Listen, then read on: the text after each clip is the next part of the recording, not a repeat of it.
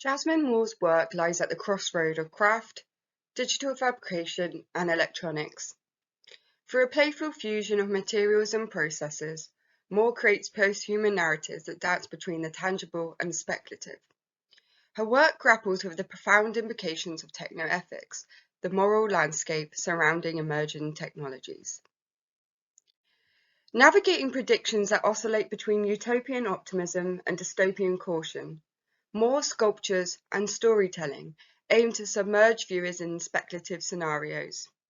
These scenarios act as reflective mirrors, inviting contemplation on the ethical quandaries precipitated by a swiftly advancing technological landscape. My practice could be described as critical making. Garnet Hertz is the creator of Critical Making, a book and design project. It explores how craft work and making can be employed to add breadth and depth to critical reflection on technological advancements and societal issues. Critical making blends and furthers the fields of craft, design, contemporary art, and technological development, in turn encouraging the electronic DIY maker movement to critically engage with social concerns. As a result of globalization and technological breakthroughs, we are seeing an increase in activities that cross the disciplinary boundaries of art, design, engineering, and technological creation, as well as art social interventions. Critical making has the ability to give these practices a common label. Here is a quote from the manifesto, The Power of Making. Making is the most powerful way that we can solve problems, express ideas, and shape our world. What and how we make defines who we are and communicates who we want to be. Daniel Charney. During this term, I have been following on from my research throughout my undergraduate degree, where I explored posthumanism and technoethics. My first project on the MFA was A Human's Gaze into Cyborg Art, which is a series of kinetic optical sculptures. Inspired by James Hughes' book, Citizen Cyborg, where he outlines transhumanist ideology, I have explored the concept of the potential need to accommodate cyborgs in the future. This piece envisions a future where art is crafted explicitly for a cyborg audience. The concept is explored through the lens of present-day humans, restricted by their experience and limits of current human creativity and understanding. Imagining a future with cyborgs, blending human and machine elements, prompts reflections on how to create for an audience with a unique perspective. The piece delves into why cyborgs might find appeal in interference and moire patterns. These visual elements, rooted in binary and pattern recognition within technology, become integral to the artwork.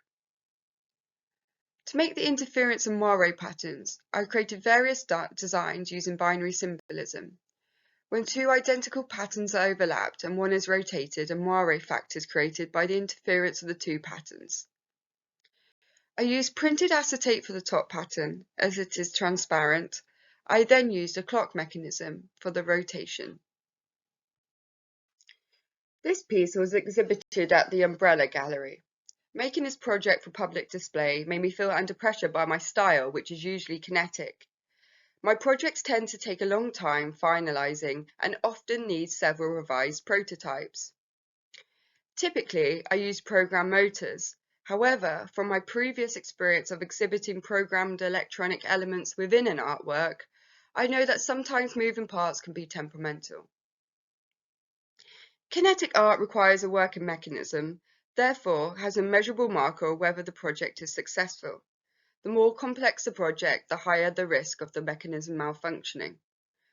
I opted to use pre-existing clock mechanisms as I thought this would be easier compared to using programmed motors. However, it created new problems. For example, the torque on the clock mechanism wasn't strong enough, therefore I had to adjust my design.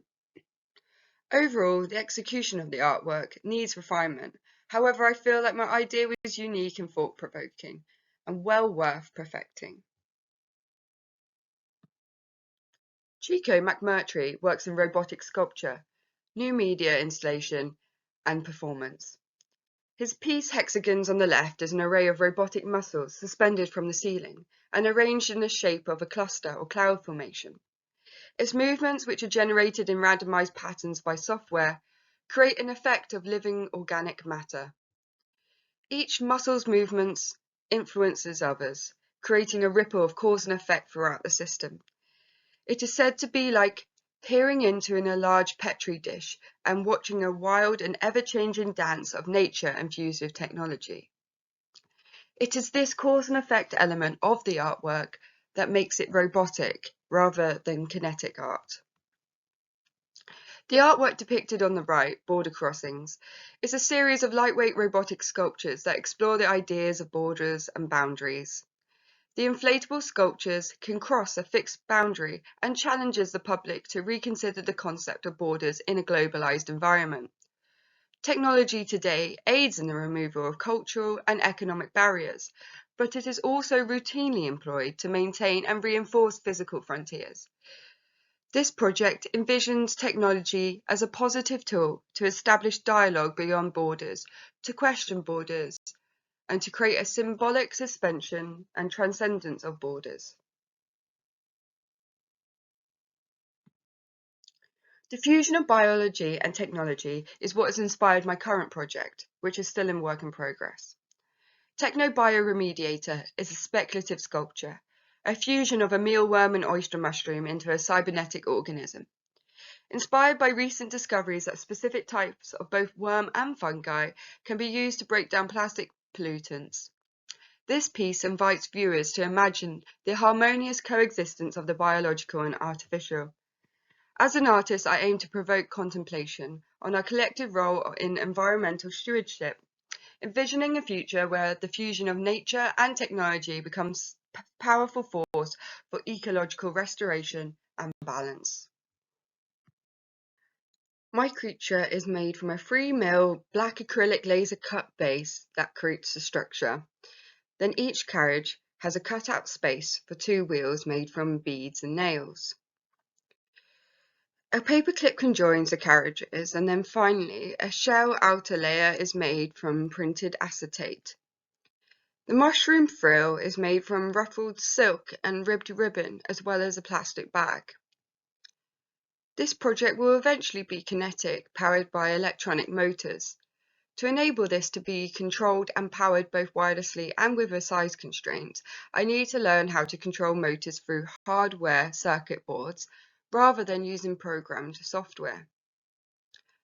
This design is a prototype and could potentially need to be revised to accommodate the electronic component. I also want to develop the narrative to this artwork, deepening my fictitious story. The interplay between fiction and reality inspires my ideas, specifically the bi-direction, influential relationship between science fiction and innovation. My work uses speculation and storytelling with the aim to sculpt our future. Donna Haraway's book, Staying with the Trouble, addresses our responsibility to improve the world for all creatures. Through storytelling and wordplay, she creates utopian narratives with creative foresight and problem solving. She is also author of the book Cyborg Manifesto, where her work explores techno-feminism. Here is a quote from Staying with the Trouble. It matters what matters we use to think others matters with. It matters what stories we tell to tell other stories with.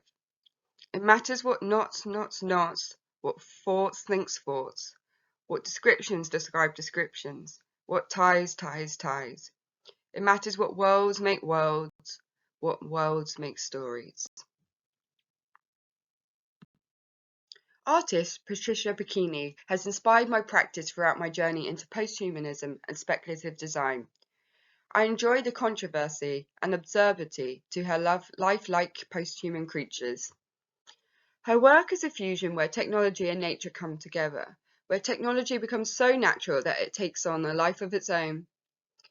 I enjoy that her work sits before the line of being perceived as grotesque and terrifying, as she creates a friendly and warm aesthetic to her creatures. Curious Affection embodies nurture, empathy, and diversity, crafting valuable new stories to assist us in making sense of our current existence and opening up new avenues of progress for our future. Bikini is hopeful about what might exist beyond human identity. Donna Haraway's Making Kin Not Babies and her nature culture theories heavily inspire Bikini's work, and both Haraway and Bikini are part of the techno-feminism movement. Bikini often addresses the subject of motherhood in a post-human world, which inspired me to create a project relating to exogenesis. I want to create discourse around this subject due to the advancements in technology and potential ethical consequences. I will be approaching the subject without bias and want to offer a prompt for discussion for the viewer to find their own ethical perspective, rather than creating the project from a standpoint. Going forward, I want to research further into techno-feminism and develop my exogenesis project. I have several ideas and processes to trial. For example, I want to incorporate liquid being pumped through tubes. So there's a lot of experimentation and development to this project. And finally, I want to explore the critical making culture.